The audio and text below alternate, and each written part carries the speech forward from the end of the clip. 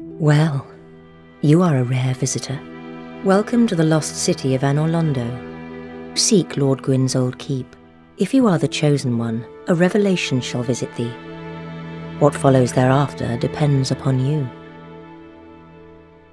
Hey there, my name is Alex, I am the Silvermont. Time for some Dark Souls lore. The topic of this video? Two characters who make up one of the most infamous boss encounters in the entire series. Dragonslayer Ornstein and Executioner Smough, guardians of the cathedral in forsaken Anor Londo. We'll have a look at them in all of their appearances throughout the trilogy and see what answers we might discover, but first things first, let us start with their names. These are two characters who never have their names stated during the course of the game, which has led players to all sorts of pronunciations for the pair. With the Dragon Knight, we typically have Ornstein or Ornstein. As for Smough, I've heard everything from Smough, Smough, Smog, Smog, Smough, and so forth. A literal translation of their names in the Japanese version puts them as Dragon Hunting Ornstein and the Executor Smough. The spelling is phonetic, which means we can reasonably assume it is Ornstein, not Ornstein. Same deal with Smough. Although the word translates as sumo, you'll notice it uses a different spelling to the wrestling sport, sumo. But from the research I've done, the suggestion here is that Smough is pronounced just like that, Smough, with a little emphasis on the U. Interestingly, some translations put it as smoke. Of course, there's a slight problem here perhaps. Hawkeye Goth. The spelling of his name is phonetic as well and comes out as go. So prior to the release of the Artorias of the Abyss content, you would not have been wrong to call him Hawkeye Go, but upon speaking to him, he will utter his own name and pronounces it as Goth. He also pronounces Kieran's name Kiran and Manus as Manus. So how much stock you put into the phonetic Japanese spelling is up to you. At the end of the day, I don't think it really matters if you say Ornstein or Ornstein, Smough or Smough, although some very belligerent comments might disagree.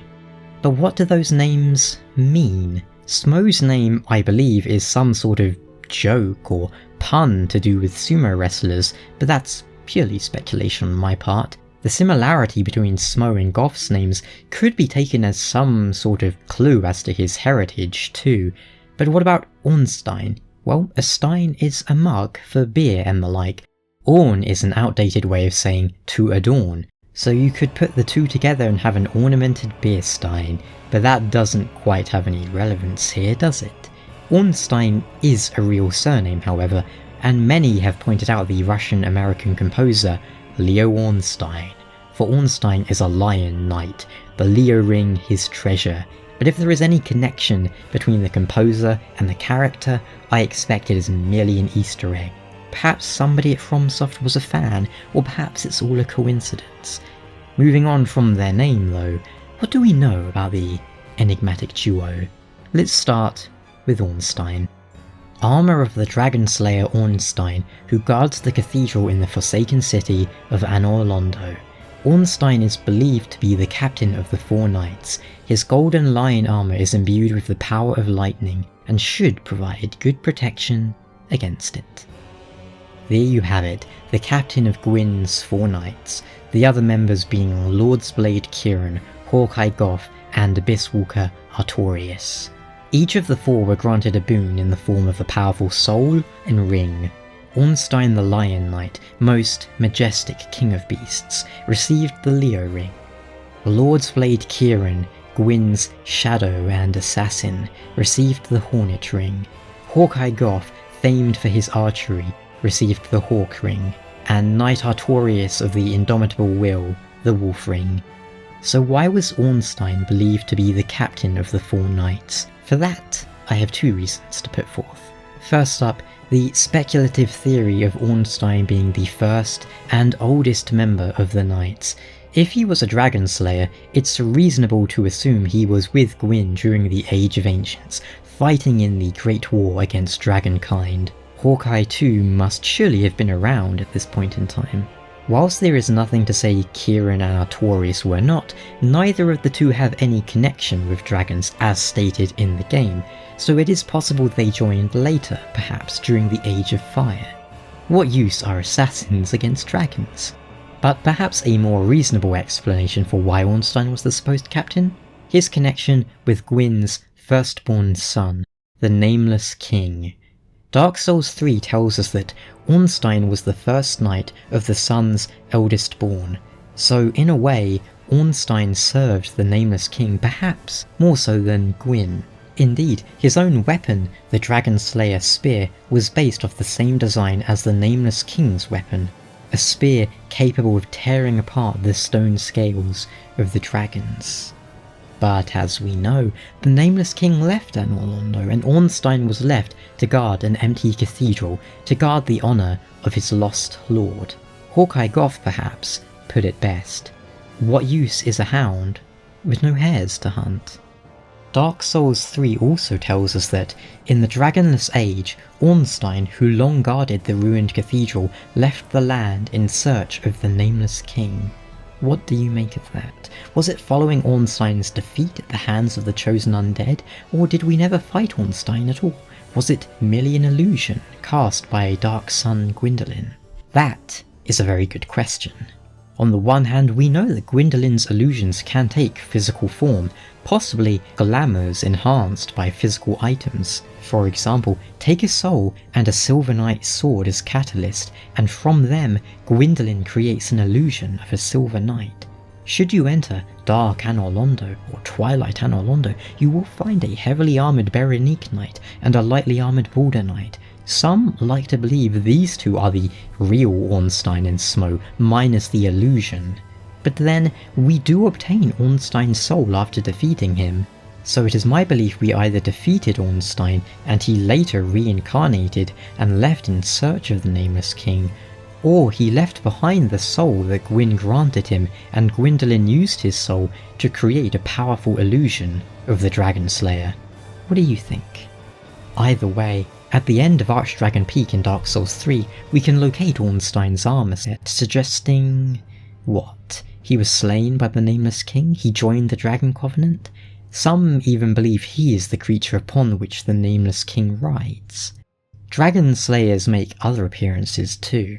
Dark Souls 2 introduced us to the old Dragon Slayer, who, whilst very similar to Ornstein, was not exactly the same. His armour had slight differences, as did his combat style, but the soul certainly appears to be that of Ornstein.